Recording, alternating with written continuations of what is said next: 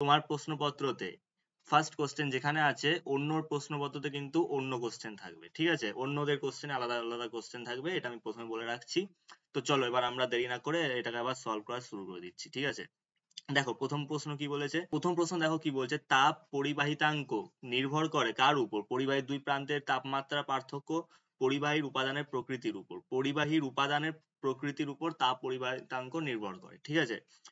আলোর প্রতিসরণের সময় নিচের কোন রাশিটির অপরিবর্তিত থাকে? গতিবেগ। গতিবেগ তো চেঞ্জ হতেই পারে, আলোর প্রতিসরণের সময় গতিবেগ চেঞ্জ হতেই পারে, আলোর বিস্তারও চেঞ্জ হতে পারে।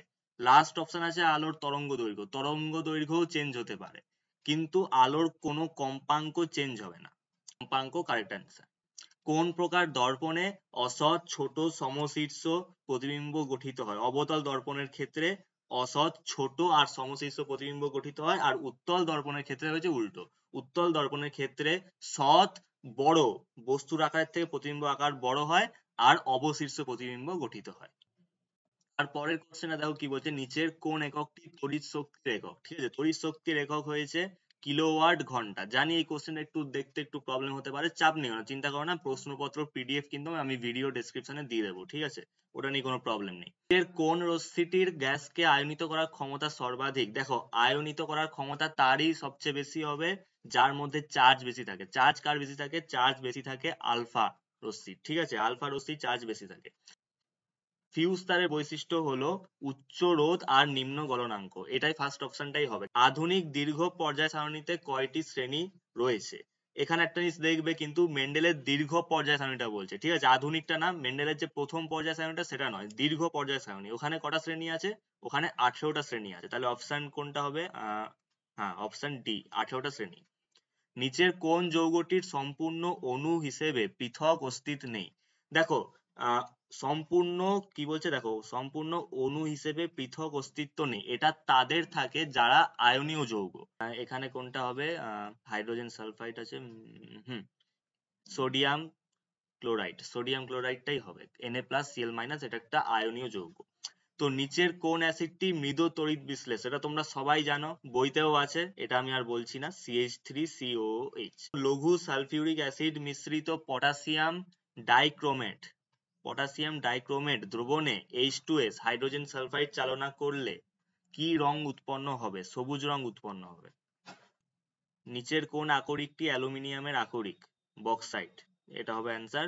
তারপর বলছে ত্রিবন্ধনী যুক্ত অসম্পৃক্ত হাইড্রোকার্বনটিকে শনাক্ত করো, এটা কোনটা হবে অ্যান্সার? এটা হবে লাস্টেরটা, ঠিক আছে, C2H2, এটা হবে অ্যান্সার।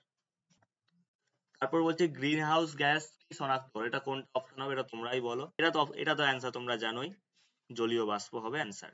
এসটিপি তে 22 গ্রাম কার্বন ডাই অক্সাইডের আয়তন কত হবে? এসটিপি তে দেখো একটা জিনিস মাথায় রাখবে, এসটিপি তে 1 গ্রাম যে কোনো গ্যাসের আয়তন কত হয়?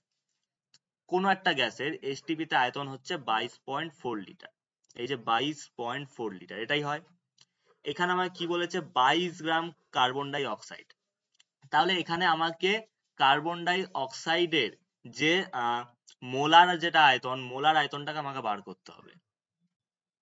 তো কার্বন ডাই অক্সাইডের মোলার ভর কত? 44, আমরা জানি, কারণ দেখো কার্বন ডাই অক্সাইড, এখানটা দেখাচ্ছি কার্বন ডাই অক্সাইড, এখানে যখন আমরা কার্বনের যে মানটা বসাবো, কার্বনের আণবিক গুরুত্ব যখন আমরা বসাবো 12 প্লাস অক্সিজেনের কত 16 ইন্টু 2, তাহলে 16 দুগুণে 32 আর 12 কত হচ্ছে 44 গ্রাম কার্বন ডাই অক্সাইডের যে মোলার ভর। তাহলে 44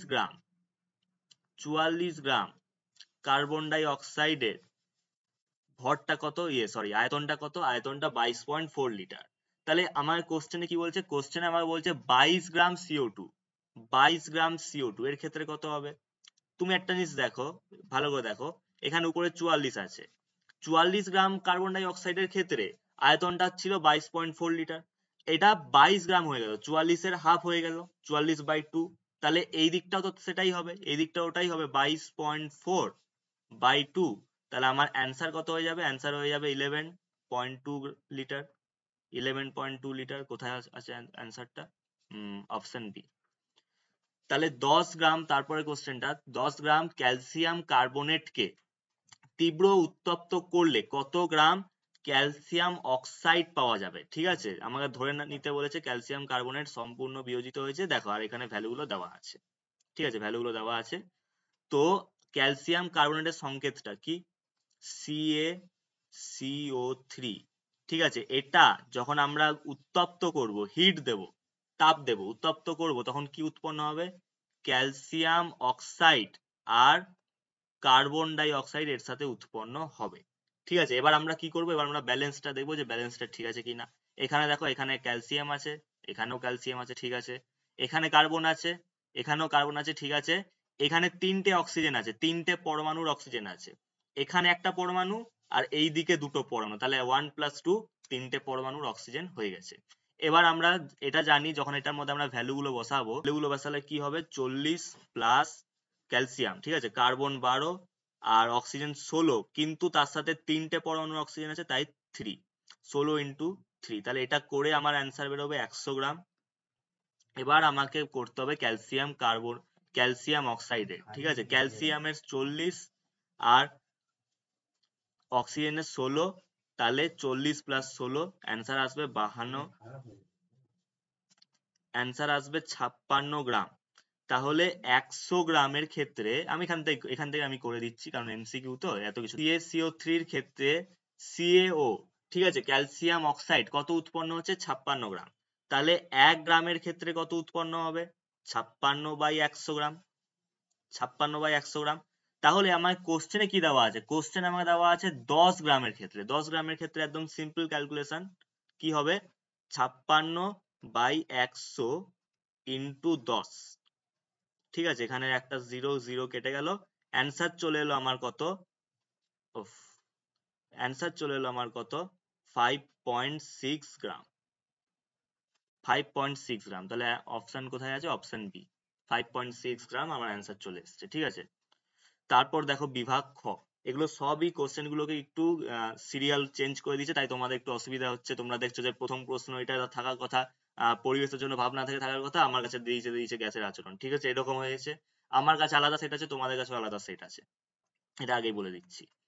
তারপরে কোশ্চেনটা দেখো কি বলছে। এসটিপি বলে দেওয়া আছে 16 গ্রাম অক্সিজেন গ্যাসে উপস্থিত অণু সংখ্যা কত? আমার কিন্তু মোল সংখ্যা বলেনি, আমাকে অণু সংখ্যা বলেছে। অণু সংখ্যা গ্যাসের আচরণে আমরা পড়েছি, এসটিপিতে 1 মোল কোন একটা গ্যাসের অণু সংখ্যা কত হয়? এসটিপিতে কোন একটা গ্যাসের অণু সংখ্যা কত হয়? অণু সংখ্যা হয় অ্যাভোগাড্রো সংখ্যাটা। অ্যাভোগাড্রো সংখ্যাটা কত? 6.022 ইন্টু 10⁻23, এটাই হয় অণু সংখ্যা। এবার দেখো আমার কোশ্চেনের কথা দেওয়া আছে 16 গ্রাম অক্সিজেন। একটা জিনিস ভালো করে মাথায় রাখবে, অক্সিজেন বলেছে এখানে, অক্সিজেন পরমাণু বলেনি। অক্সিজেনের যে সংকেত সেটা কি? অক্সিজেনের সংকেত হয়েছে এটা, এটা হয়েছে O2, O2। এবার অক্সিজেনের যে আণবিক ভর সেটা কত? 16। তাহলে এখানে কিন্তু 16 গ্রাম নয়, কিন্তু অনেকে এটা করেছে যে যেটা হয় এটা দেখবে অনেকে এটাই করবে যে 6.022 ইন্টু 10⁻23 করবে, এটা কিন্তু অ্যান্সার হবে না। কারণ অনেকে এই জায়গাটাতেই ভুল করবে, কারণ এখানে দুটো পরমাণুর অক্সিজেন আছে। অক্সিজেন মানে কি? অক্সিজেনের যে সংকেত সেটা কি? O2, ওটা দুটো পরমাণুর অক্সিজেন। ঠিক আছে, দুটো পরমাণু থাকবে। O2 মানে O+O। অক্সিজেনের সংকেত এখানে কি? O2, বুঝতে পেরেছো? অক্সিজেনের যে পরমাণু, অক্সিজেন পরমাণুর যে আণবিক ভরটা কত? 16 গ্রাম। অক্সিজেনের আণবিক গুরুত্বটা কত? 16। তাহলে এখানটা যদি আমরা 16 বসাই, তাহলে 16, আর এখানে যেহেতু দুটো পরমাণু আছে, তাহলে 16 ইন্টু 2 32 গ্রামের হচ্ছে। তাহলে 32 গ্রাম, 32 গ্রাম। আমরা যে মোলার ভরটা পেলাম অক্সিজেনের, সেটা কত? 32 গ্রাম। 32 গ্রাম অক্সিজেনের অণু সংখ্যা কত? এটা আমার কোশ্চেনে বলে দিয়েছে 16 গ্রামের ক্ষেত্রে। তাহলে 16 গ্রামের ক্ষেত্রে কত হবে? সেই একই জিনিস যেটা আগের তখন হলো। দেখো এটা তো হাফ আছে না, 32 আর 16 এই দুটো তো হাফ আছে। এটা তো 32/2 করলে তবে 16 আসছে। তাহলে এটা কি হবে? এটাও এটাই হবে যে 6.022 ইন্টু 10⁻23 বাই এটা কত হয়ে যাবে? 2 হয়ে যাবে। এবার এটাকে তুমি এমনি রাখতে পারো, এটা ক্যালকুলেশন নাও করতে পারো, বা তুমি এটা ক্যালকুলেশন বার করে দিয়ে যদি এসে থাকো তাহলে আরো ভালো। বা তুমি এটাকে এমনি রাখতে পারো, কোনো প্রবলেম না, ঠিক আছে, এটা নিয়ে কিছু কাটাকুটি হবে না। আর এটা ক্যালকুলেশন করলেও দেখবে তুমি ওই 3.022 ইন্টু 10⁻23 এমনিই বেরোবে, ঠিক আছে, এরকমই বেরোবে, এটা নিয়ে চিন্তা করার দরকার নেই। তারপর বলছে দেখো নিচের বিবৃতিটি সত্য না মিথ্যা লেখো। কি বলছে, লোহার দৈর্ঘ্য প্রসারণ গুণাঙ্ক, ঠিক আছে, এটা দৈর্ঘ্য প্রসারণ গুণাঙ্ক হয়েছে আলফা, আমাকে আলফাটা দিয়ে দিয়েছে। লোহার আয়তন গুণাঙ্ক বলছে এত হবে, ঠিক আছে, আয়তন প্রসারণ গুণাঙ্ক আমাকে গামাটা দেওয়া আছে, বলছে এত হবে। এটা কি সত্য না মিথ্যা? ফর্মুলা হয়েছে, এটা আমি এখানটা করছি, ঠিক আছে, alpha equal to beta by 2 equal to gamma by 3, এটাই তো formula, alpha equal to beta by 2 equal to gamma by 3। তাহলে এখানে কি আমার বিটার কোনো কাজ আছে? এখানে আমার বিটার কোনো কাজ নেই, তাহলে আমি বিটা বাই 2 যেটা আছে, বিটা বাই 2 টাকে আমি বাদ দিয়ে দেবো। আমি ডাইরেক্ট লিখবো alpha equal to gamma by 3। আমাকে গামাটাকে দেখাতে হবে যে ওটা 3.6 আসছে কি আসছে না। তাহলে গামা ইকুয়াল টু, তাহলে আমাকে এটা দেখতে হবে যে গামার ভ্যালুটা 3.6 আসছে কিনা। তাহলে গামা ইকুয়াল টু 3 আলফা, তাহলে 3 ইন্টু 1.2 দেওয়া আছে ইন্টু কত দেওয়া আছে, 10⁻⁻5 পার ডিগ্রি সেলসিয়াস। এবার তুমি এখানে একটা জিনিস দেখো, এটা 3 আছে, এটা 1.2 আছে, আমি পয়েন্টটাকে যদি তুলে দিই তাহলে কত থাকছে, 12, 12 ইন্টু 3 কত হয়, 3×12 = 36। তাহলে কোশ্চেন আমার কত দেওয়া আছে দেখো, 3.6, তাহলে অ্যান্সার একদম ঠিকই আসছে। But metre inverse, kelvin inverse এটি কোন ভৌত রাশির একক? এটা হয়েছে তাপ পরিবাহিতাঙ্কের একক, ঠিক আছে, তাপ পরিবাহিতাঙ্ক। ওর ফর্মুলাটা কি ছিল, ফর্মুলাটা আমি লিখে দিচ্ছি যাদের মনে নেই, যাতে তোমরা বার করতে পারো। Q/T equal to KA θ1 minus θ2 by D, ঠিক আছে, এটাই সূত্রটা ছিল, এটা আশা করি মনে আছে তোমাদের। বিবর্ধক কাচ রূপে কোন ধরনের, বিবর্ধক কাচ বলতে কি, ম্যাগনিফাইং গ্লাস, ওটা মানে ওটার মধ্যে কোন ধরনের লেন্স ব্যবহৃত হয়? এটা উত্তর লেন্স, তোমরা জানো, এটা তোমরা লিখে নাও, এটা আমি লিখছি না, ঠিক আছে। আলোক রশ্মি প্রতিফলনের সময় আপতন কোণের কোন মানের জন্য স্নেলের সূত্রটি প্রযোজ্য নয়?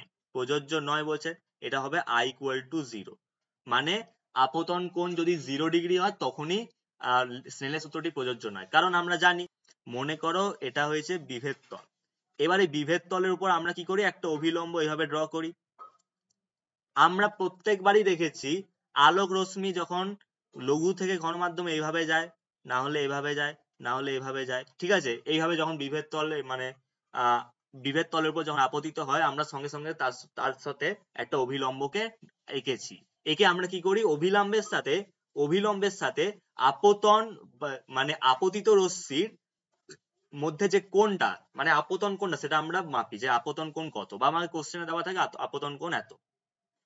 কিন্তু যখন আমার মনে করো যে এটা, কিন্তু যদি এবার আলোক রশ্মিটা অভিলম্ব বরাবর আপতিত হয়, যেটা আমি আগেও বলেছি তোমাকে, দেখবে পর্সেলের টেস্ট পেপারটাতে আমি করিয়েছিলাম এটা তোমাদের, ঠিক আছে, যদি এটা আলোক রশ্মিটা এইভাবে আপতিত হয় তখন কত কোণ হবে? তখন তো কিছু কোণ হবে না, কারণ কোণটা আমরা কার সাথে মাপছি, কোণটা অভিলম্বের সাথে মাপছি, অভিলম্বের সাথে, যে অভিলম্বের সাথে কত ডিগ্রি কোণ করে আছে সেটাকে আমরা মাপছি। কিন্তু এখানে কি হচ্ছে, এখানে অভিলম্ব বরাবরই আসছে, আলোক রশ্মিটা অভিলম্ব বরাবর আসছে, তাই এখানে কি হচ্ছে, I ইকুয়াল টু 0। বর্তমানে তড়িৎ বর্তনীতে ফিউজ তারের পরিবর্তে কি ব্যবহার করা হয়? এটা আমরা জানি, আমাদের বাড়িতেও এটা আছে অনেকের, এটা কি MCB এখানে আমাদের ব্যবহার হচ্ছে, ঠিক আছে, একটু লেখা যাচ্ছে না, পেনটা একটু ডিস্টার্ব করছে, ঠিক আছে, যাই হোক। তো 220 ভোল্ট আর 100 ওয়াট বাল্বের রোধ কত? ঠিক আছে, তাহলে আমাকে রোধ বার করতে বলেছে, আমরা জানি এটা ফর্মুলাটা কি হবে, ফর্মুলাটা কি, ফর্মুলাটা ছিল P equal to V square by R, এটাই তো সূত্রটা ছিল, তাহলে এখানটা উল্টো হবে, আমাকে রোধ বার করতে বলেছে, আমাকে ক্ষমতাটা দেওয়া আছে, তাহলে R equal to V square by T. এবার এখান থেকে আমি এইভাবে করবো, 220 ইন্টু 220 বাই কত হবে, বাই নিচে দেওয়া আছে দেখো 100 ওয়াট দেওয়া আছে কোশ্চেন, এই যে দেওয়া আছে এটা, আর এটা 220 ভোল্ট দেওয়া আছে। তাহলে এখান থেকে একটা জিরো, এখান থেকে একটা জিরো কেটে গেল, এখানে একটা জিরো, এখানে একটা জিরো কেটে গেল, তাহলে 22 ইন্টু 22, ঠিক আছে, এটা ক্যালকুলেশন করে নিজেরা একটু দেখে নাও, বা আমি দেখিয়ে দিচ্ছি, দেখিয়ে দেবো, জায়গাই তো নেই। 22 ইন্টু 22, ঠিক আছে, আমি ক্যালকুলেশন করে দেখিয়ে দিচ্ছি, 22 22, ঠিক আছে, 22 প্রথমে 2 দিয়ে করো, 4 4 44 এলো, একটা এখানে 0 হবে, আবার 44ই আসবে, তাহলে 484 484 ওহম, এটা আসবে অ্যান্সার। তেজস্ক্রিয়তার এসআই এককটা কি? ঠিক কি? এটা হবে বেকারেল, ঠিক আছে, বেকারেল, বা এটাকে তুমি বিকিউ লিখতে পারো। ইউরেনিয়াম দেওয়া আছে 235 92 থেকে একটি বিটা কণা নির্গত হলে পারমাণবিক সংখ্যার কি পরিবর্তিত হবে? সে 92 এটাকেই বলা হচ্ছে পারমাণবিক সংখ্যা। পারমাণবিক সংখ্যা বা এটাকে প্রোটন সংখ্যাও আমরা বলি, ঠিক আছে। আর উপরে এটা থাকে উপরে, ওটাকে আমরা কি বলি? ভর সংখ্যা। কিন্তু এখানে এবার দেখো কি বলছে, একটি বিটা কণা নির্গত হলে, ঠিক আছে, এটাকে আমি কি করে একটা এইদিকে দেখাচ্ছি, ঠিক আছে, আমি এইদিকে দেখাচ্ছি। এই দেখো ইউরেনিয়াম দেওয়া আছে 235, উপরে ভর সংখ্যা দেওয়া আছে, আর নিচে দেওয়া আছে 92। এটার মধ্যে দিয়ে যদি বিটা কণা নির্গত হয়ে যায়, বিটা কণাটা যদি বেরিয়ে যায়, তাহলে কি পরিবর্তন হবে?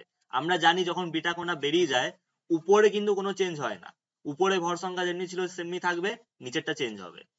মানে ইউরেনিয়াম ছিল, উপরে ভর সংখ্যা 235 ছিল, যেমনি ছিল সেমনি, নিচে যে 92 আছে ওটা +1 হয়ে যাবে, +1 হয়ে কি হয়ে যাবে?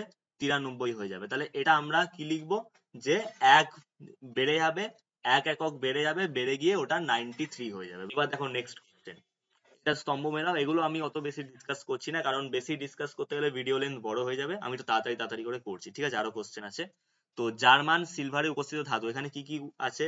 এখানে জিঙ্ক আছে, নিকেলও আছে, আবার কপারও আছে, ঠিক আছে। তাহলে এখানে কোনটা অপশন হবে সেটা আমি বলছি, দাঁড়াও। তার আগে এখানে আরেকটা জিনিস দেখো, এখানে জিঙ্কও আছে, এখানে আবার নিকেলও আছে। তাহলে এটা কিন্তু এখন আমরা করতে পারবো না, ঠিক আছে, এটাকে আমরা এখন রাখছি, এটাকে রেখে বাকি যেগুলো দিয়েছে সেগুলোকে আগে ম্যাচ করি, ঠিক আছে, তবে তবে আমরা বুঝতে পারবো। তাহলে ইউরেনিয়াম মত্তর মৌল কোনটা হবে? এটা তোমরা জানো, ঠিক আছে, প্লুটোরিয়ামটা হবে। ক্যামাইন থেকে নিষ্কাশিত ধাতু, ক্যামাইন থেকে নিষ্কাশিত ধাতুর মধ্যে কিন্তু জিঙ্ক থাকে, তাহলে এটাই আমার মনে হয় জিঙ্ক হবে। হয়ে গেল। পর্যায় সারণীর দ্বিতীয় পর্যায়ে অবস্থিত ক্ষারীয় ধাতু, এটা আমরা সবাই জানি, এটা কোনটা হবে? লিথিয়াম। দেখো লিথিয়াম অপশন আছেও, এটাই হবে, ঠিক আছে, লিথিয়াম হবে। আর জার্মান সিলভারে উপস্থিত ধাতু কোনটা? তাহলে হয়ে যাচ্ছে নিকেল হয়ে যাচ্ছে। এভাবে দেখাবে না, আমি তাড়াতাড়ি করছি, এইভাবে কিন্তু তোমরা পরীক্ষার খাতাতে আশা করি লেখোনি, আমি যেভাবে বলেছিলাম সেভাবে আশা করি লিখেছো, ঠিক আছে। তো নিচের বিবৃতিটি সত্য না মিথ্যা লেখো। তড়িৎ বিশ্লেষণ সর্বদা জারণ আর বিজারণ মাধ্যমে ঘটে, হ্যাঁ একদম ঠিক, তবে না ক্যাথোড অ্যানোড ক্যাটায়ন অ্যানায়ন হয়, এটা একদম সত্যি কথা, ঠিক আছে, এটা একদম ঠিক আছে, এটা একদম ট্রু, সত্য কথা। অ্যাসিড মিশ্রিত জল তড়িৎ বিশ্লেষণের ফলে ক্যাথোডে কোন গ্যাস উৎপন্ন হয়? হাইড্রোজেন গ্যাস উৎপন্ন হয়, ঠিক আছে, এখানে লেখাও আছে, ও লিখেছে যে পাঠিয়েছে আমাকে। নিচের কোনটি তড়িৎ বিশ্লেষ্য? ঠিক আছে, এখানে চিনির জলীয় দ্রবণ আছে, ইথানল আছে, অ্যাসিটিক অ্যাসিড, ঠিক আছে, এটাই তড়িৎ বিশ্লেষ্য। একটু আগেই তো আমরা করলাম। কি ঘটবে যদি লোহার চামচকে অ্যাসিড মিশ্রিত কপার সালফেট দ্রবণে ডোবানো হয়? কি হবে বলতো? লোহার চামচের মধ্যে তামার একটা প্রলেপ পড়ে যাবে, ঠিক আছে, এটা আমি আর লিখছি না। এবার পদ্ধতিতে অ্যামোনিয়া প্রস্তুতের জন্য, ঠিক আছে, NH3 প্রস্তুতির জন্য কোন ধাতুটি অনুঘটক হিসেবে ব্যবহার করা হয়? Fe, ঠিক আছে, লোহা ব্যবহার করা হয়। শূন্যস্থান পূরণ করো। CaC2 ক্যালসিয়াম কার্বাইড দেওয়া আছে, আর নাইট্রোজেন, ঠিক আছে, বিক্রিয়া হচ্ছে, বিক্রিয়া হয়ে এখানে কি শুধু কার্বন উৎপন্ন হচ্ছে প্রথমে, তারপর এখানটা ড্যাশ, এখানটা কি হবে? এখানটা হবে ক্যালসিয়াম সাইনামাইড, ঠিক আছে, এটা সংকেত হবে CaNCN, ঠিক আছে, আশা করি বোঝা যাচ্ছে। থার্মিট পদ্ধতিতে কোন ধাতু নিষ্কাশিত হয়? ঠিক এখানেও লোহা হবে, ঠিক আছে, Fe। আর নিচের জৈব যৌগটির IUPAC নামকরণ করো, ঠিক আছে, এখানটা ছোট ছোট আছে তো অনেকে দেখতে পাচ্ছে না, দেখতে অসুবিধা হবে, এখানটা আমি করে দিচ্ছি। কি দেওয়া আছে দেখো, CH3CH, আর এখানটা দেওয়া আছে CH3, আর নিচে আছে ব্রোমিন,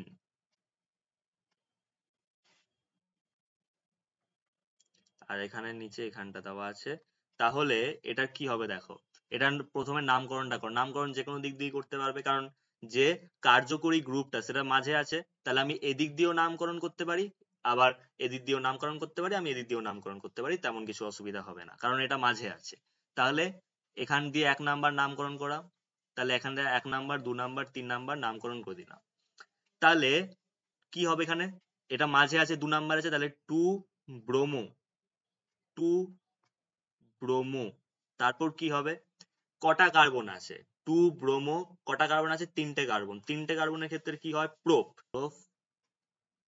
এখানে সিঙ্গেল বন্ড আছে, তাহলে সিঙ্গেল বন্ডের ক্ষেত্রে কি হয়, অ্যালকেন হয় না অ্যালকিন হয়, অ্যালকেন, অ্যালকেন মানে সিঙ্গেল বন্ড, তাহলে এখানটা এন চলে আসছে। তাহলে এটাকে যদি আমরা একটু গুছিয়ে লিখি বা কেউ এইভাবেও লিখে আসলেও আমরা মার্কস পেয়ে যাবো, ঠিক আছে। এটাকে আর গুছিয়ে লিখতে আর কতটা হবে না, এটাকে আমরা এইভাবে লিখতে পারি।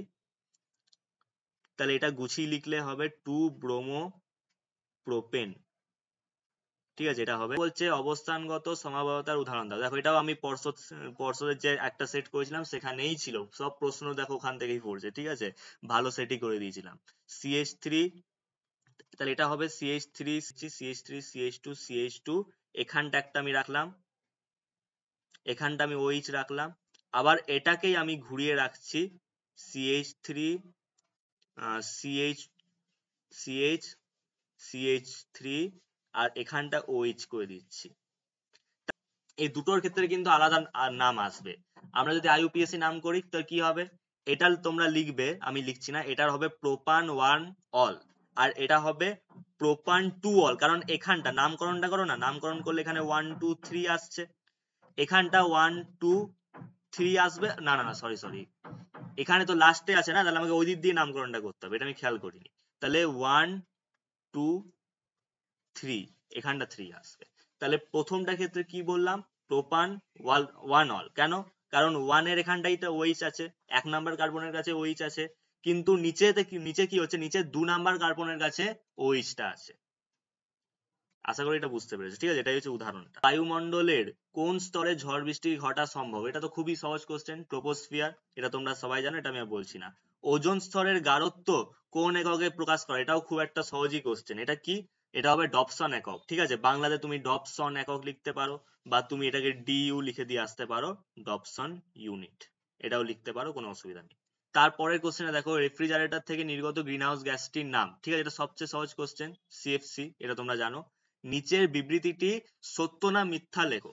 চার্লসের সূত্রানুযায়ী -273°C, ঠিক আছে, পরম শূন্য উষ্ণতা, উষ্ণতাতে কোনো গ্যাসের আয়তন অসীম হয়, হ্যাঁ, অসীম বলেছে, দেখো অসীম বলেছে, এটা কি সত্য হবে না মিথ্যা হবে, এটা একদম মিথ্যা হবে, মিথ্যা হবে। -273°C উষ্ণতা হয়েছে পরম শূন্য উষ্ণতা, ওখানে কি হয়, ওখানে গ্যাসের আয়তনটা শূন্য হয়ে যাবে, নাকি অসীম, অসীম মানে কি, অসীম মানে হচ্ছে ইনফিনিটি, ইনফিনিটি তো হবে না ওখানে। এবার এই বড় কোশ্চেন গুলো কিন্তু আমি সবগুলো বলছি না, আমি এখানে কয়েকটা ছোটখাটো অঙ্ক করিয়ে দিচ্ছি, সব অঙ্ক আমি এখন করাতে পারছি না, ঠিক আছে, টাইমটা তো বড় হচ্ছে।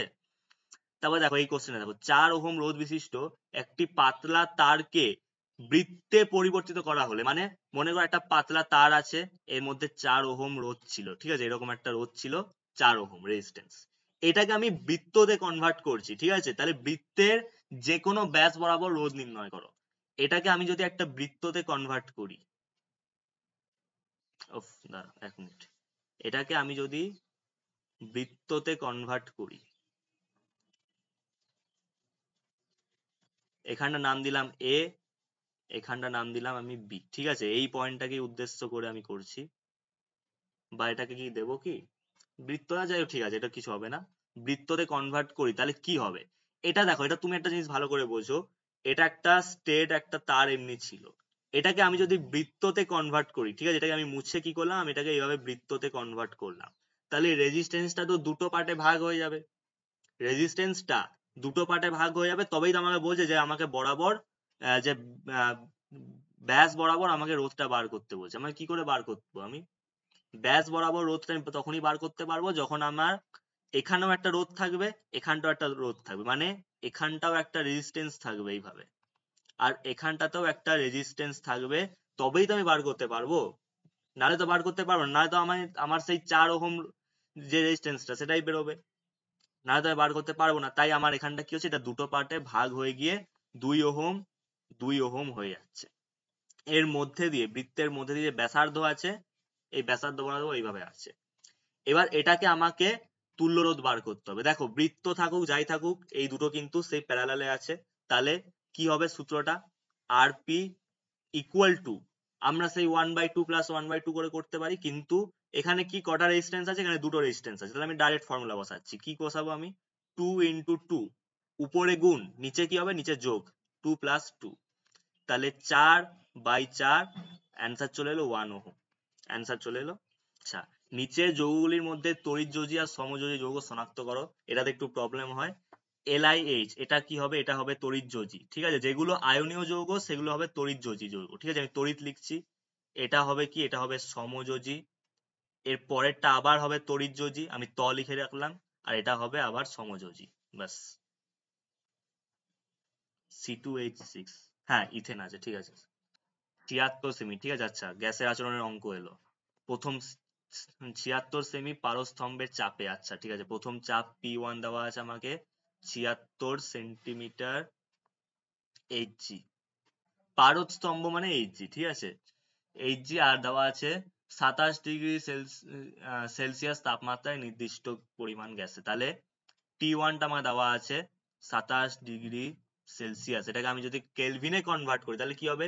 27 প্লাস 273, এটা আমি ডাইরেক্ট লিখছি, কি হবে? 300 কেলভিন। আর V1 কত দেওয়া আছে? 200 সিসি। 200 সিসি তো, হ্যাঁ 200 সিসি দেওয়া আছে। তারপরে কি বলছে? যদি গ্যাসটির চাপ, এটা দেখা যাবে না, এটাকে মুছে দিই। চাপ কত বলছে? যদি গ্যাসটির চাপ 38 সেমি হয়, মানে P2 টা যদি 38 সেমি পারস্তম্ভ হয়, এটা যদি তোমার মনে হয় যে Hg, তুমি বুঝতে পারছো না যে এটা Hg হবে কি হবে না, যদি তুমি পারস্তম্ভও লিখে আসো তা তবু মার্কস পেয়ে যাবে। ঠিক আছে, এটা নিয়ে কোনো চাপ নেই।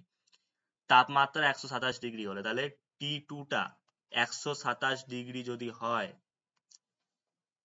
মানে এটাকে 127 প্লাস 273 করতে হবে। ঠিক আছে, 273 কেলভিন। এবার এটা অনেকের ভুল হতে পারে, ভুল যাতে না হয় তো আমি কি করবো? রাফে ক্যালকুলেশন করবো। 273 প্লাস 127, ঠিক আছে, কত হবে? 7 আর 3 এ 10 এ 0, 1, 7 আর 2 এ 9 আর 1 এ 10, আবার আরেকটা 1, 2 আর 1 এ 3, আর 1 এ 4, 400 হবে। ঠিক আছে, 400 কেলভিন, এটা অ্যান্সার বেরোবে। তারপর আবার কি বলছে? গ্যাসটির আয়তনটা বার করতে হবে। ঠিক আছে, আমার V2 টা বার করতে হবে। এটা কিচ্ছু না, এটা এটা বয়েল আর চার্লসের যে সমন্বয় সূত্র সেটাই বলেছে। তাহলে P1 V1 বাই T1, এই সূত্রটা দিয়ে আমাকে অঙ্কটা দিয়েছে, P2 V2 বাই T2। এবার অনেকে কি করবে? অনেকে ডাইরেক্ট বসিয়ে দেবে। ঠিক আছে, ফর্মুলার মধ্যে ডাইরেক্ট অঙ্ক মানে ভ্যালু গুলো বসিয়ে দেবে। ওটা করার থেকে সবচেয়ে ভালো হয় আগে সাজিয়ে নেওয়া। কি বার করতে বলেছে? V2 টা আমার বার করতে বলেছে। এটা আমি কি করবো? এখানে V2 এখানটা আছে, দেখো তুমি, V2 টা এখানে আছে, V2 র পাশে P2 আছে, P2 টাকে আমি কি করবো? T1 এর কাছে পাঠিয়ে দেবো। আর এই T2 টাকে আমি কি করবো? T2 টাকে আমি আবার এদের দুজনের কাছে পাঠিয়ে দেবো। ব্যাস, তাহলেই হয়ে গেলো, অঙ্ক সিম্পল হয়ে যাবে। তাহলে আমি সাজিয়ে লিখছি, V2 equal to P1 V1 T2 by কি হবে? T1 P2। ব্যাস, এবার ভ্যালু গুলো বসাও। এবার যদি আমরা ভ্যালু গুলো বসাই, অ্যান্সারটা সহজে আর ঠিকঠাক মতো বেরোবে। P1 এর ভ্যালু কত? 76।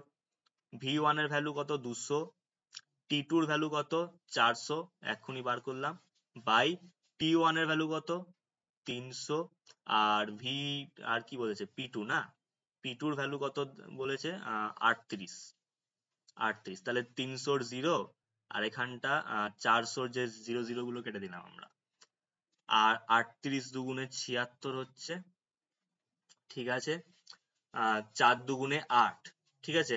8 আছে, 8 দুগুণে 16, কিন্তু 200 আবার জিরো আছে, তাহলে 1600/3। ঠিক আছে, এটা হবে 1600/3। এবার ইউনিটটা, ইউনিট কি ছিল? দেখো, V1 এর ইউনিট ছিল 200 সিসি, এখানটা সিসি ছিল, সিসি, তাহলে এটারও ইউনিট সিসি হবে। এত দূর রাখতে পারো, ভগ্নাংশ আকারে রাখলেও কিন্তু নাম্বার কাটে না। ঠিক আছে, অ্যান্সার যেন ঠিক হয় আর তোমার ক্যালকুলেশন প্রসেস ঠিক হলেই হলো। আর যদি এটা তুমি ক্যালকুলেশন করো তাহলে দেখবে তোমার ওই 533 পয়েন্ট অমনি কিছু বেরোবে। ঠিক আছে, ওই রকমই কিছু বেরোবে। আমি বলে রাখলাম, এক্সাক্ট আমি জানি না, ক্যালকুলেশন করে দেখতে হবে, আমি এটা বলে রাখলাম। এর পরের অঙ্কটাও দেখো, 227 ডিগ্রি সেলসিয়াস তাপমাত্রায় এবং 83.14 সেমি পারস্তম্ভের চাপে 14 গ্রাম নাইট্রোজেন গ্যাসের আয়তন নির্ণয় করো। এটা কত দিয়েছে? আর ইকুয়াল টু, আমাকে ভ্যালু দেওয়া আছে, এটা আমাকে দিয়েছে পিভি ইকুয়াল টু এনআরটি সমীকরণ থেকে। ব্যাস, এটা একদম সহজ অঙ্ক, একই রকম অঙ্ক, কিচ্ছু না। টেম্পারেচারও দেওয়া আছে, খালি আমাকে এই n এই যে মোল সংখ্যার ভ্যালুটা বার করতে হবে। মোল সংখ্যা মানে কি? মোল সংখ্যা মানে হচ্ছে প্রদত্ত ভর বাই মোলার ভর। প্রদত্ত ভর দেখো নাইট্রোজেনের প্রদত্ত ভর এখানে আমার কোশ্চেনে 14 গ্রাম দেওয়া আছে। নাইট্রোজেনের মোলার ভর কত? 28। মোলার ভরটা কিন্তু 28 কারণ 14 একটা পরমাণু নাইট্রোজেনের যে আণবিক গুরুত্ব সেটা হয়েছে 14। তাহলে 14 ইন্টু 2 28, 14/28 তাহলে কত হবে? হাফ। তাহলে এখানটা n এর ভ্যালুটা কত হবে? n এর ভ্যালু হবে হাফ। ব্যাস, এবার বাকি ভ্যালু গুলো বসাও। বাকি ভ্যালু গুলো বসিয়ে কি বলছে? গ্যাসের আয়তন নির্ণয় করো। ব্যাস, সহজ অঙ্ক। চাপও দেওয়া আছে, গ্যাসের খালি আয়তন, তোমাকে ভিটাকে বার করতে হবে। সিম্পল অঙ্ক। ঠিক আছে, এটা আমি আর করছি না।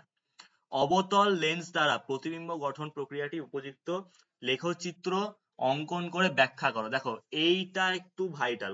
আজ পর্যন্ত অবতল লেন্সের কিন্তু প্রতিবিম্বের রেখাচিত্র আজ পর্যন্ত পড়েনি। এই বছরই প্রথমবার পড়লো। এই বড় কোশ্চেন গুলো একটু উল্টো পাল্টা এই বছর করেছে, কিন্তু তার সাথে দেখো যে আকাশকে নীল দেখায় কেন, এটা যদি তুমি একটু করে থাকো, একটু যদি ব্যাখ্যা একটু যদি বানিয়ে লিখে থাকো, তাহলে তুমি 1-2 নাম্বার পেয়ে যেতে। ঠিক আছে, এটাও কঠিন না, কিন্তু এটা অ্যাকচুয়ালি আসার কথা না। প্রমাণ দিয়েছে আলোর, যে প্রমাণ করো আয়তাকার কাচের ফলককে আপতিত আলোক রশ্মি এবং ফলক থেকে নির্গত আলোকের রশ্মি পরস্পরের সমান্তরাল হবে। ঠিক আছে, এটা মানে ওই প্রমাণটা যে I1 = I2, এইটা আমাকে বার করতে বলেছে। এটা তোমরা পারবে আশা করি। এটা এটা আমার সাজেশনে ছিল না, না হয়, কিন্তু তাও এটা তোমরা পারবে। এই একটা কাঁচ ফলক আছে, ঠিক আছে, আমি এখানে অবিলম্ব আঁকলাম। আলোক রশ্মি আপতিত হলো, আপতিত হয়ে কি হলো? এটা প্রতিফলিত হলে একটু নিচে যাবে, হলো গিয়ে আবার সেই আগের মতো যেভাবে এখানে এসেছিল সেভাবেই বেরিয়ে গেল। এটাই আমাকে প্রমাণ করতে হবে যে এখানে এই যে I1 আর এই যে I2, এই দুটো কোণ সমান। ব্যাস, এটা প্রমাণ যদি তুমি একটু করে দেখাতে পারো, একটু, কিচ্ছু না, জাস্ট আলোর প্রতিসরণের ডেফিনেশন, মানে আলোর যে স্নেলের সূত্রের যে সূত্রটা, ওটা খালি জানতে হবে। খালি যে স্নেলের সূত্রটা খালি জানতে হবে, ব্যাস। স্নেলের সূত্র যদি তুমি জানো, আর একটু যদি কনসেপ্টটা বুঝতে পারো যে মানে লঘু থেকে ঘন আর ঘন থেকে লঘু হলে কি হয়, যেটা আমি শিখিয়েছিলাম আগে আমার ভিডিওগুলোতে, ওইটুকু যদি তুমি দেখে থাকো, তাহলে তুমি এটা পারবে করতে। আর এটা কঠিন কিছু না। আর এই প্রমাণটা কিন্তু তোমাদের সিলেবাসের কিন্তু নয়। এটা প্রমাণটা কঠিন না, কিন্তু এই প্রমাণটা অ্যাকচুয়ালি এইচএস এর প্রমাণ। ঠিক আছে, এই প্রমাণটা কি দিয়েছে জানো? দেখো আমি তোমাকে বলছি, মিউ ইকুয়াল টু, এই প্রমাণটা দিয়েছে এইটা, যে mu equal to sine A plus delta M by 2 whole by sine A by 2। এই প্রুফটা দিয়েছে প্রমাণ করতে। এটা কিন্তু এইচএস লেভেলের কোশ্চেন। আশা করি যে সবাই এটাই অ্যাটেম্প্ট করেছো। ঠিক আছে, আশা করি এটাই করেছো তোমরা। এটা আমি আর দেখাচ্ছি না, এটা অন্য ভিডিওতে দেখাবো। আরো অঙ্ক আছে, দেখি। আর কি দিয়েছে দেখো, 3টি 20 ওহম রোধকে শ্রেণী সমবায়ে যুক্ত করলে। আচ্ছা দেখি এই অঙ্কটা করে দেখাই। যুক্ত করতে বলছে মানে এইভাবে শ্রেণী সমবায়ে আমি যোগ করলাম। ঠিক আছে, 20 ওহম 20 ওহম 20 ওহম। ছবি আঁকানোর মানে ছবি আঁকার দরকার নেই, আমি দেখাচ্ছি। এবার এই 3টে রোধের সাথে কি বলছে দেখো, প্রথমে বলছে 20 ওহম রোধকে শ্রেণী সমবায়ে যুক্ত করতে, আমি করলাম। তাও বলছে সমবায়টিকে 30 ওহম রোধের সঙ্গে সমান্তরাল সমবায়ে যুক্ত করা হলো। অন্তিম সমবায় তুল্য রোধ আমার বার করতে বলেছে, মানে এটাকে আমাকে 30 ওহম রোধের সাথে সমান্তরাল সমবায়ে যুক্ত করতে হবে। ঠিক আছে, 30 ওহম রোধের সাথে। তাহলে এবার এটা আমাকে তুল্য রোধটা বার করতে হবে। তো তুল্য রোধ বার করি। প্রথমটা কি হবে? প্রথমটা হবে 20 প্লাস 20 প্লাস 20, কারণ এটা শ্রেণী সমবায়তে আছে, আর সিরিজ। তাহলে এটা হবে 60 ওহম হয়ে গেল। তারপর কি হবে? এইটা পুরোটা মুছে গেল। তাহলে এবার এটা পুরোটা মুছে গেল, পুরোটা মুছে গিয়ে কি হলো? এটা একটাই রোধ হয়ে গেল, এটা একটাই রোধ হয়ে গেল। এবার এটার আমাকে প্যারালাল বার করতে হবে। তাহলে আর ইকুয়াল টু, দুটো রোধ আছে, আমি যে শর্টকাট ফর্মুলা সেটা দিয়ে করছি। তাহলে 60 ইন্টু 30 বাই 60 প্লাস 30। তাহলে উপরে কি হবে? উপরে হয়ে যাবে 3 6 1800 বাই নিচে হয়ে যাবে কত? 90। ঠিক আছে, তাহলে এটা হলো, আর এটা 9 দুগুণে 18 আর এখানে 0, তাহলে হয়ে যাচ্ছে 20 ওহম। এটা অ্যান্সার হবে। ঠিক আছে, এটা অ্যান্সার কত হবে? 20 ওহম হবে। কোথায় গেল? 20 ওহম, এটা অ্যান্সার হবে। তারপর বলছে দেখো একই মানের 3টি রোধকে শ্রেণী সমবায়ে যুক্ত করে ওদের দুই প্রান্তে একটি তড়িৎচালক বলের উৎস যোগ করা হলো, 10 ক্ষমতা ব্যয়িত হলো, ঠিক আছে। তাহলে বলছে যে রোধ তিনটিকে সমান্তরাল সমবায়ে যুক্ত করে একই তড়িৎচালক বল প্রয়োগ করলে কত ওয়াট ক্ষমতা ব্যয়িত হবে। আর যে একই তিনটে রোধ এইভাবে একই মানের, আমি তো জানি না যে মানগুলো কত রোধ, তাহলে আমি এমনি ধরছি যে আর আর আর একই মানের তিনটে রোধকে এইভাবে যুক্ত করেছে, ঠিক আছে, ব্যাটারির সাথে যুক্ত করেছে, তড়িৎচালক বলের উৎস যোগ করা হলে 10 ওয়াট ক্ষমতা ব্যয়িত হয়, ঠিক আছে। এখানে ভোল্ট আছে, তাহলে 10 ওয়াট ক্ষমতা ব্যয়িত হচ্ছে। তাহলে এবার দেখো ভালো করে, আচ্ছা আমরা যে ক্ষমতার যে সূত্র সেটা কি জানি, যে পি ইকুয়াল টু, এটা কিন্তু আলাদা অঙ্ক, ঠিক আছে, এটা আলাদা অঙ্ক, P equal to V square by R. এবার এখানে ভি স্কোয়ারটা তো ঠিকই আছে, কারণ এখানে ভিটা আমরা জানি না। আর এখানে কত হবে, আর কিন্তু আমাকে তুল্যরোধ বার করতে হবে, তুল্যরোধ কত হবে, আর প্লাস আর প্লাস আর, শ্রেণী সমবায় আর প্লাস আর প্লাস আর, তাহলে 3r হয়ে যাবে, V square by V square by 3r। এবার এটা তো ঠিক আছে, এই যে পি পি এর জায়গায় আমাকে বলে দিয়েছে 10 ওয়াট, এটা কিন্তু 10 ওয়াট বলা আছে, তাহলে এটা সমান সমান 10, আমি পি এর ভ্যালুটাই বসালাম এখন, এটা সমান সমান 10, এটা আমাকে দেওয়া আছে। তারপর কি বলছে দেখো, তারপর বলছে রোধ তিনটিকে সমান্তরাল সমবায়ে যুক্ত করে একই তড়িৎচালক বল প্রয়োগ করলে কত ওয়াট ক্ষমতা ব্যয়িত হবে। সমান্তরাল সমবায় মানে একই হবে, কিছুই হবে না, একই হবে, একই ভি স্কোয়ারই হবে উপরে। আর এটা যদি সমান্তরাল সমবায় আমি আবার বার করি তাহলে কি হবে, এটা 3r বেরিয়েছিল, সমান্তরাল সমবায়তে কি হবে, সমান্তরাল সমবায়তে r বাই 3 হবে, তাহলে r বাই 3 ইকুয়াল টু কত, এটাই আমাকে বার করতে বলেছে। এবার এখানে কিচ্ছু করতে হবে না, এখানে একটা জিনিস করতে হবে যে তোমার হচ্ছে, ঠিক আছে, তো এখান থেকে আমাকে বলছে যে কত ওয়াট ক্ষমতা ব্যয়িত হবে, আমাকে ক্ষমতাটা এখানে বার করতে বলেছে। এটার ক্ষমতা তো আমি জানি, এটার ক্ষমতা আমি জানি, আমাকে এটার ক্ষমতাটাকে আমাকে বার করতে বলেছে। তো এটার ক্ষমতা বার করতে হলে আমাকে কি করতে হবে, এখানে যে আর আছে না, এই আর এর ভ্যালুটা বার করতে হবে, বার করে এই আর এর ভ্যালুটাই আমাকে এখানে বসাতে হবে, তাহলেই আমার বেরিয়ে যাবে। ঠিক আছে, তাহলে দেখি এটাকে আবার চেষ্টা করে দেখি, ঠিক আছে, এটাকে উপরেরটাকে মুছছি আমি একটু, উপরে না মুছলে জায়গা তো হবে না, না, এটাকে মুছতে হবে।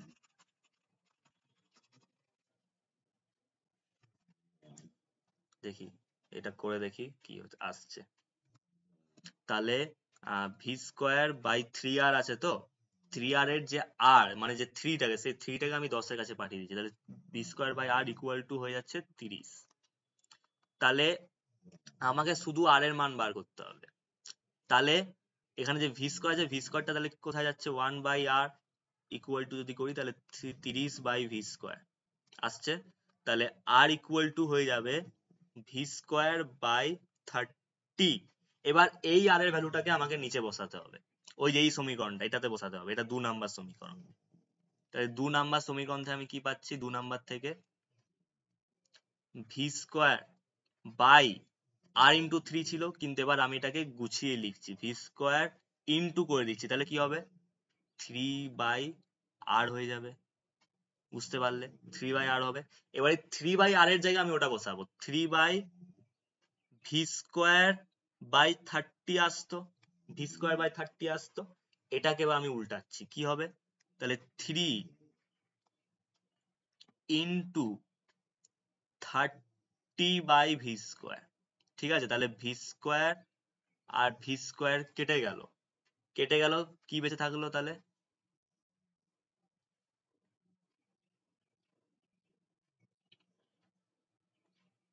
কেটে গেল, তাহলে 3 ইন্টু, তাহলে 3 ইন্টু 30, তাহলে এটা আমার অ্যান্সার চলে এলো 90 ওয়াট, ঠিক আছে, 90 ওয়াট এটা অ্যান্সার এলো।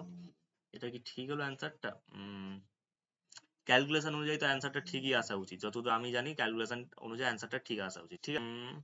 রাসায়নিক গণনার অঙ্ক দেখো, এটা কমন, ঠিক আছে, এটা পুরো অঙ্কটা কমন, এটা আমি ভিডিওতেই করে দিয়েছিলাম, পুরো অঙ্কর পুরো একদম ডাইরেক্ট কমন চলে এসছে, এই ভিডিওতে আমি করে দিয়েছিলাম, ঠিক আছে, খুব ইম্পর্টেন্ট অঙ্ক ছিল, করে দিয়েছি। তারপর বলছে দেখো একটা রেল লাইনের পর পর দুটি পাতের মধ্যে নির্দিষ্ট ব্যবধানে ফাঁক রাখা হয় কেন, ওই যে রেল লাইনের যে দুটো পাতের মধ্যে যে গ্যাপটা থাকে সেটা কেন থাকে, বুঝতেই পারছো যখন ট্রেন চলাচল করবে গরমকালে, রোদ যখন পড়বে ওটা গরম হবে, তো কি হবে ওটা যে যে ওটা কি হবে যে ওটা ট্র্যাকটার যে লাইনটা দৈর্ঘ্য বৃদ্ধি হতে থাকবে, আর দৈর্ঘ্য যদি বৃদ্ধি হয় আর আমরা যদি গ্যাপ না রাখি তাহলে কি হবে, এটা যে এমনি ভাবে থাকে তাহলে এইরকম বাড়তে শুরু করবে। বাড়তে শুরু করলে কি হবে, পরে কিন্তু ট্রেন অ্যাক্সিডেন্ট হতে পারে, তো সেটাকে আটকানোর জন্যই আমাদেরকে ওটা ফাঁক করে রাখতে হয়। তো সেটা আটকানোর জন্য কি হয়, রেল লাইন গুলো পরপর দুটি পাতের মধ্যে নির্দিষ্ট ব্যবধানে ফাঁক থাকে। তাও বলছে দেখো দৈর্ঘ্য প্রসারণ গুণাঙ্ক, ক্ষেত্র প্রসারণ গুণাঙ্ক বিটা আর আয়তন প্রসারণ গামার মধ্যে সম্পর্ক, এই যে সূত্রটা যেটা আমি একটু আগে তখন করালাম না, alpha equal to beta by two equal to gamma by three, ঠিক আছে, এটা আর মনে হচ্ছে গামা, গামা বাই থ্রি, ঠিক আছে, এই সূত্রটাই এখানে দিয়েছে। তারপর দেখো নিচে আবার অঙ্কটা দিয়েছে। এই বছর ভাগ্য খারাপ ছিল যে এই বছর অঙ্কটা এসছে, কিন্তু কোনো বছর তাপের ঘটনা সমূহ থেকে আজ পর্যন্ত কোনো বছরে অঙ্ক আসেনি, এই বছর প্রথমবার অঙ্ক এলো। ওই অঙ্কটা আসতে পারে যেটা প্রথমে যেটা ছিল ওখানে শর্ট কোশ্চেনে, ঠিক আছে, এই যে এই অঙ্কটা কোথায় গেল, হ্যাঁ এই যে এই অঙ্কটা এটা দিতে পারে, এটা এরকম অঙ্ক দেয়। কিন্তু বড় অঙ্ক লং কোশ্চেনে 3 নাম্বারের অঙ্ক কিন্তু কোনো কখনো দেয়নি, কিন্তু এবারে দিয়েছে। এটা কি দেখাবো কি? আচ্ছা দেখিয়ে দিচ্ছি চলো, ঠিক আছে এটা দেখিয়ে দিচ্ছি। দেখো কি বলছে, দেখো বলছে 100 ডিগ্রি, সরি 100 বলছি 10 ডিগ্রি তাপমাত্রায়, তাপমাত্রা দেওয়া আছে T1টা আমাকে বলে দিয়েছে 10 ডিগ্রি সেলসিয়াস। এটাকে মুছি, এটাকে মুছি, এটা না মুছলে হবে না, ঠিক আছে। তারপর কি বলছে, আবার বলছে একটা লোহার রডের দৈর্ঘ্য বলছে 20 সেন্টিমিটার, ঠিক আছে, তাহলে এলটা দেওয়া আছে আমাকে নাকি, না L1 দেওয়া আছে। হুম, তাপমাত্রায় রোধটি দৈর্ঘ্য, আচ্ছা এখানে L1 দেওয়া আছে, L1টা দেওয়া আছে 20 সেন্টিমিটার, 110 ডিগ্রি সেলসিয়াস তাপমাত্রা, আচ্ছা T2টা দেওয়া আছে 110 ডিগ্রি সেলসিয়াস, এটা আমাকে দেওয়া আছে। তাপমাত্রায় রডটির দৈর্ঘ্য কত হবে নির্ণয় করা। নিচে দেখো কি বলছে, লোহার আয়তন প্রসারণ গুণাঙ্ক, লোহার আয়তন প্রসারণ গুণাঙ্ক আমাকে দেওয়া আছে, আমাকে আহ, তোমার গামাটা দেওয়া আছে, তাহলে গামা ইকুয়াল টু আমার কি দেওয়া আছে 36 × 10⁶ পার ডিগ্রি সেলসিয়াস, এটা আমাকে দেওয়া আছে। এবার আমাকে কি বার করতে হবে, আমাকে কিন্তু দৈর্ঘ্য বার করতে হবে, দৈর্ঘ্য বার করতে হবে। এবার দৈর্ঘ্য কোথায় থাকে, আমি এটা বলেছিলাম যে দৈর্ঘ্য কিন্তু দৈর্ঘ্য প্রসারণ গুণাঙ্কর যে ফর্মুলা সেটার ক্ষেত্রে হয়, মানে এই সূত্রটা alpha equal to L2 minus L1 by L1 T2 minus T1, এই সূত্রতে এটা আছে। কিন্তু এখানে তো আমাকে দেওয়া আছে লোহার আয়তন প্রসারণ গুণাঙ্ক, আমাকে তো এটা দেওয়া নেই, এটা আমি কি করে বার করব, ওই আগে সূত্রটা দিয়ে, ঠিক আছে। তাহলে alpha equal to gamma by three, তাহলে এবার গামার ভ্যালুটা বসাও, গামার ভ্যালুটা কত 36 × 10⁻6/3, তাহলে 3 × 12 = 36 হলো, তাহলে 12 × 10⁻6। এবার এই গামার ভ্যালু আমরা পেয়ে গেলাম, এবার জাস্ট আমাকে একটাই কাজ করতে হবে, আমাকে L2 এর ভ্যালুটা বার করতে হবে, এখান থেকে আমাকে L2 এর ভ্যালুটা বার করতে হবে শুধু, ব্যাস তাহলেই আমার কাজ হয়ে গেল। তাহলে এটা আমি মুছছি, ঠিক আছে, এটা আমি আর করছি না। গামার ভ্যালু আমি পেয়ে গেছি, সরি আলফার ভ্যালু আমি পেয়ে গেছি, আলফার ভ্যালু 12 × 10⁶ ডিগ্রি সেলসিয়াস পার ডিগ্রি সেলসিয়াস। তাহলে এখান থেকে আমাকে কি বার করতে হবে, L2টাকে এবার বার করতে হবে, L1 আমি জানি। এবার দেখো আমি কি করছি, L2 minus L1 equal to, এইটাকে আমি গামার সাথে গুণ, আলফার সাথে এই গোটাটাকে গুণ করে দিচ্ছি, alpha L1 T2 minus T1। বা তুমি আরেকটা কাজ করতে পারো যেটা আমি আগের ভিডিওগুলোতে করেছিলাম, T2 মাইনাস T1 আলাদা করে বার করে নিয়ে তুমি শুধু T দিয়ে প্রেজেন্ট করতে পারো, আমার মনে হয় ওটাই ভালো হবে, ঠিক আছে। T2 মাইনাস T1 আলাদা করে বার করলে কি হবে, 110 ডিগ্রি মাইনাস 10 ডিগ্রি, তাহলে 100 ডিগ্রি, ঠিক আছে। আমি এটাকে ডাইরেক্ট এখানে T লিখছি, এখানটা তুমি T2 মাইনাস T1 বার করে 100 ডিগ্রি পেয়েছি, সেটা আমরা বার করে নিলাম, ঠিক আছে। এটা এমনি করে করলে সুবিধা হবে অঙ্কটা। তাহলে এখানটা কি হচ্ছে, এখান থেকে আমরা আমাদেরকে বার করতে হবে L2টা, তাহলে L2 equal to L1 plus alpha L1 T। এবার L2 ইকুয়াল টু কি হলো 1 প্লাস আলফা T হয়ে গেল, আর ব্র্যাকেটে L1 এখানটা থাকছে, বা L1 কমন নিয়ে তুমি বাইরেও করতে পারো ওখানটা, কোনো প্রবলেম না। এবার ভ্যালু গুলো বসা, 1 প্লাস 12 ইন্টু 10⁶, ঠিক আছে। এখানে টি ভ্যালু কত, টি ভ্যালু বেরোলো 100, 100°C 100, ইন্টু L1 টা কত ছিল, L1 টা দেখো 20 সেন্টিমিটার ছিল, তাহলে 20 সেন্টিমিটার। তো এবার এটা তোমরা ক্যালকুলেশন করে দেখবে কত আসছে, ঠিক আছে, এটা ক্যালকুলেশন করে নেবে, তাহলে তোমরা অ্যান্সার পেয়ে যাবে। সহজ অঙ্ক ছিল, খুব একটা কঠিন অঙ্ক দেয়নি, কিন্তু সাধারণত অঙ্ক দেয় না। আর এটাও ঠিক যে যদি তোমরা এটা করে নিয়েছো তাহলে আমার মনে হয় যে তোমরা এটাতেই ফুল মার্কস পেয়ে যাবে, অঙ্ক করতে লাগবে না। কারণ দেখো তুমি এই সূত্রটা তো জানোই, সম্পর্কটা তো জানোই, তুমি সম্পর্কটা তো পড়েছোই, আশা করছি যে তুমি সম্পর্কটা পড়েছো। তাহলে আর রেল লাইন এটা তুমি একটু যে বানিয়ে লেখো, তাহলে 1 নাম্বার পেয়ে গেলে 2 নাম্বার তুমি পেয়ে যাবে। ঠিক আছে, এটাই ছিল ফিজিক্যাল সায়েন্সের কোশ্চেন ভালোই এসছে। আর তোমরা জানিও যে কমেন্টে কেমন পরীক্ষা তোমাদের হয়েছে। ঠিক আছে, আজকে ভিডিওটা এত দূরই রাখছি।